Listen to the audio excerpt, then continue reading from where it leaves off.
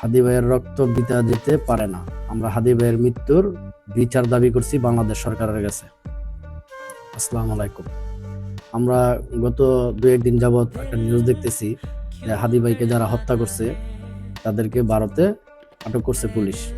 এই খবর কি সত্য কিনা মিথ্যা তা আমরা বলতে পারি না, বা আমরা সঠিক জানি না। এই বাংলাদেশের নিউজ তো বিশ্বাস করার মতন না।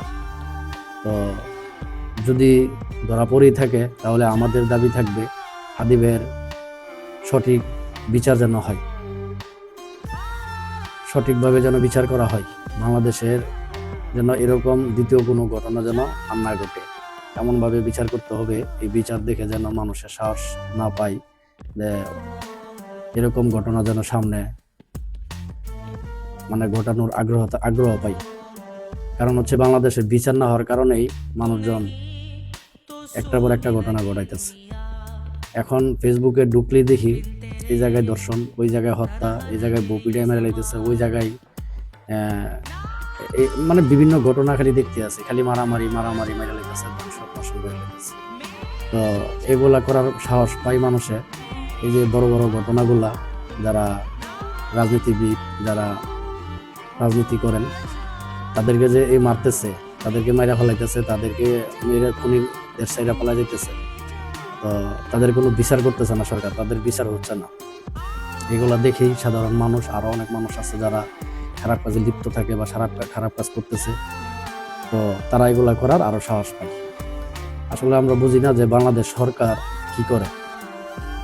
অন্য বিভিন্ন দেশগুলোতে যদি এরকম কোনো ঘটনা ঘটে, তারা দেখি যে সাথে সাথে কিভাবে খুনিকে আটক করে ফেলা, খুনি কোথাও যাইতে পারে না, খুনিকে ধরে নিয়ে আসে। কিন্তু আমরা বাংলাদেশে একমাত্র দেশ যেখানে বড় বড় মার্ডার করতেছে, অত্যাচার করতেছে, চুরি ডাকাতি করতেছে, বিভিন্ন কিছু বড় বড় ঘটনা ঘটাইতেছে, কিন্তু খুনি পালাই যাইতেছে না। বাংলাদেশের প্রশাসন জানতে পারতেছে না, বাংলাদেশের যারা সরকার তারা কিছু করতে পারতেছে।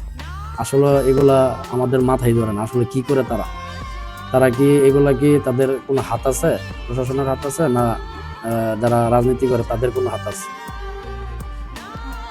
সেগুলো আমরা জানি না, আমাদের জানা নাই। তবে আমরা এখন যেটা শুনতেছি যে হাদি ভাই যে খুনি, তার আটকা পড়ছে ইন্ডিয়াতে। আমরা তাদের বিচার দাবি করতেছি, আমরা তাদের ফাঁসি চাই।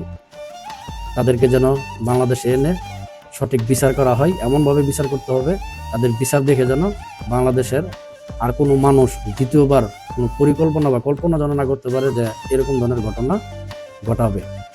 সেরকম বিচার আমরা দাবি করতেছি বাংলাদেশ সরকারের কাছে। আশা করি আমরা সেই